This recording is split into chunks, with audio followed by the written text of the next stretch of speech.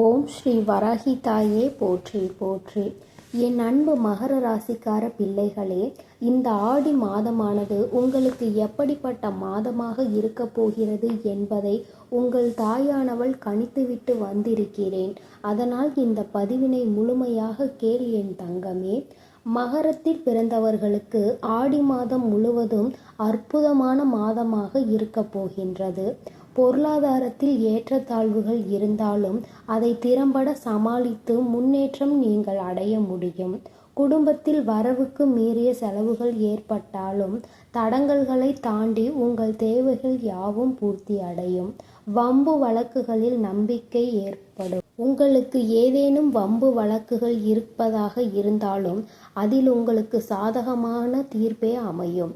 பழைய கடன் பாக்கிகளை படிப்படியாக செலுத்துவதற்கான பாதைகள் பிறக்கும். உத்தியோகத்தில் உள்ளவர்களுக்கு அலுவலக பிரச்சனைகளில் மன நிம்மதியை இழக்க நேரலாம். அதனால் நீங்கள் கூடுமானவரை கவனத்தோடு இருக்க வேண்டும். எந்த ஒரு பணியை செய்தாலும் அதில் தனி கவனம் செலுத்தி அதனை முடிக்க வேண்டும். கணவன் மனைவிக்கு இடையே இருந்து வந்த வெறுப்புகள் வருத்தங்கள் மெல்ல மெல்ல மறைய ஆரம்பிக்கும். இதனால் உங்கள் குடும்பத்தில் மகிழ்ச்சியும் பிறக்கும். பிள்ளைகளின் எதிர்காலம் குறித்த விஷயத்தில் அவசர முடிவுகள் வேண்டாம். ஆரோக்கியம் படிப்படியாக மேம்படும். நீங்கள் புதன்கிழமை புத்திகாரனாக விளங்கும் புதன் பகவானை வழிபடுவது உங்களுக்கு சிறப்பாக இருக்கும். மகர ராசிக்காரர்களே, நீங்கள் இருப்பினும் உங்கள் இஷ்ட தெய்வத்தை வழிபட்டு வந்தால் நிச்சயமாக உங்களுக்கு ஏற்பட இருக்கும் நன்மைகள் அனைத்தும் நிச்சயமாக உங்களை வந்தடையும். அது மட்டுமல்லாமல் இந்த ஜூலை மாதம் 7ஆம் தேதியில் கடகராசியில் சுக்கிரன் பெயர்ச்சி செய்துள்ளார். இதன் விளைவாக உங்கள் ராசிக்கு இந்த ஆடி மாதத்தில் ஏற்பட போகும் சாதகமான பலன்களையும் பாதகமான பலன்களையும் சொல்கிறேன், கவனமாக கேளுங்கள். பொதுவாக ஜாதகத்தில் சுக்கிரன் ஒரு பெண் கிரகமாகவும் அழகின் குறியீட்டாகவும் கருதப்படுகிறது. இப்பொழுது கடக ராசியில் சுக்கிரன் பெயர்ச்சி ஜூலை 7ஆம் தேதியன்று மாலை 4:15 மணிக்கு பெயர்ச்சி செய்திருக்கிறார். சுக்கிரன் காதல் மற்றும் திருமணத்தை பிரதிபலிக்கக்கூடியவராக இருக்கிறார். இந்த பெண் கிரகத்தில் அதிக கவனம் செலுத்தப்படுகின்றது. கடகத்தில் சுக்கிரனின் இந்த முக்கியமான பெயர்ச்சி எவ்வாறு சாதகமான மற்றும் எதிர்மறையான பலன்களை தரப்போகிறது? ஜோதிடத்தில் வலிமையான வாழ்க்கை, நல்ல ஆரோக்கியம் மற்றும் வலுவான மனதுக்கு தேவையான அனைத்து திருப்திக்கும் சுக்கிரன் இன்றியமையாததாக கருதப்படுகின்றது. ஜாதகத்தில் சுக்கிரன் வலுவாக இருந்தால் ஜாதகக்காரர்களின் வாழ்க்கையில் அனைத்தும் சாதகமான முடிவுகளையும் மகிழ்ச்சிகளையும் அடைவதில் அவர்களுக்கு எந்த குறையும் இருக்காது. எப்பொழுதும் அவர்களுக்கு வெற்றி ஒன்றே சாதகமானதாக இருக்கக்கூடியதாக இருக்கின்றது. இந்த சுக்கிரன் கிரகமானது ராகு மற்றும் கேது, செவ்வாய் போன்ற கிரகங்களுடன் சுக்கிரன் உறவை ஏற்படுத்தினால் ஜாதகக்காரர்கள் பல போராட்டங்களையும் தடைகளையும் சந்திக்க வேண்டி இருக்கும். சுக்கிரன் செவ்வாயுடன் இணைந்திருந்தால் ஜாதகக்காரர்களுக்கு மனக்கிளர்ச்சி மற்றும் ஆக்ரோஷம் கூடும். இந்த கிரக பெயர்ச்சியின் போது சுக்கிரன் ராகு கேது போன்ற அசுப கிரகங்களுடன் இணைந்திருந்தால் ஜாதகருக்கு தோல் தொடர்பான பிரச்சனைகள், நல்ல தூக்கமின்மை மற்றும் அதிக வீக்கம் ஏற்படலாம். உடல்நல பிரச்சனைகள் போன்ற பிரச்சனைகளை சந்திக்க நேரிடலாம். இருப்பினும் சுக்கிரன் குரு போன்ற சுப கிரகத்துடன் இணைந்திருந்தால் ஜாதகக்காரர்களுக்கு வணிகம், வர்த்தகம், அதிக பணம் வாங்குதல் மற்றும் அதிக பணம் சம்பாதிப்பது ஆகியவற்றில் சாதகமான பலன்கள் இரட்டிப்பாக கிடைக்கும். இதுவே சுக்கிரனின் பொதுவான பலன்களாக இருக்கின்றது.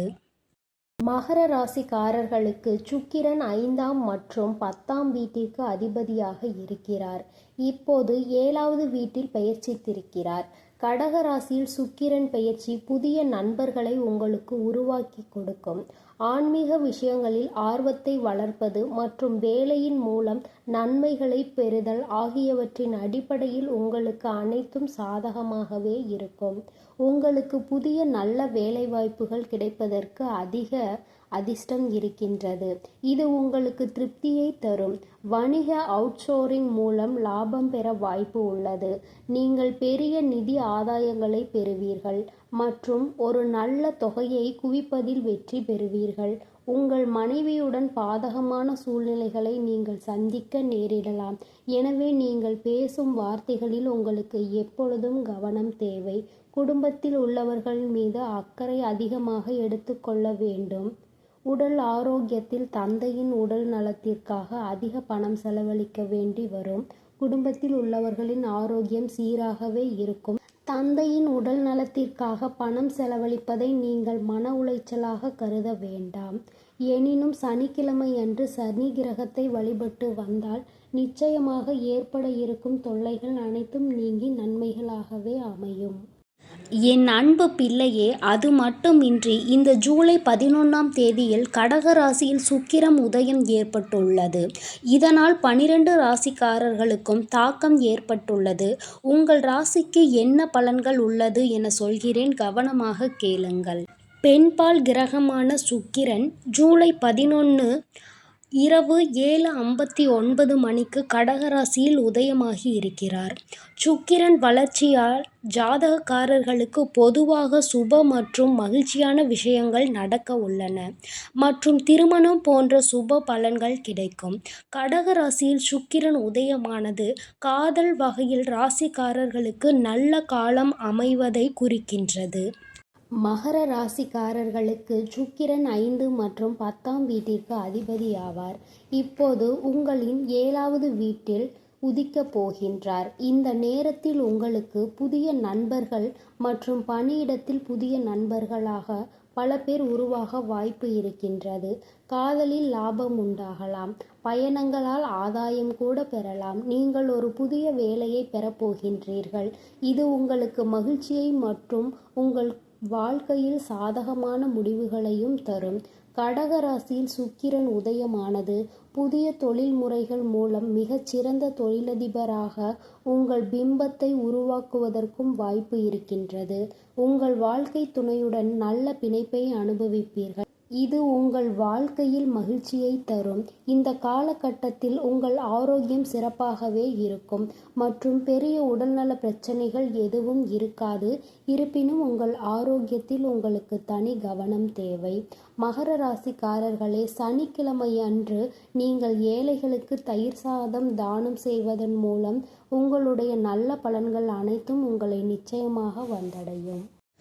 என் அன்பு பிள்ளைகளே, இந்த ஆடி மாதமானது உங்களுக்கு எப்படி இருக்கும் என்பதையும், ஏற்பட்டிருக்கும் பெயர்ச்சிகளின் காரணமாக இந்த ஆடி மாதம் முழுவதும் உங்களுக்கான நல்ல பலன்களையும் உங்களுக்கான தீய விளைவுகளையும் உங்கள் தாயானவள் விரிவாக சொல்லி இருக்கிறேன். அதனால் இந்த பதிவினை கேட்டு உங்கள் பரிகாரங்களை நீங்கள் முழுமையாக செய்து உங்களுடைய நல்ல பலன்களை நீங்கள் முழுமையாக பெற்றுவிட வேண்டும். இனி எல்லாம் நல்லதாக மட்டுமே நடக்கும். ஓம் ஸ்ரீ வராகி தாயே போற்றி போற்றி. ஓம் ஸ்ரீ வராகி தாயே போற்றி போற்றி.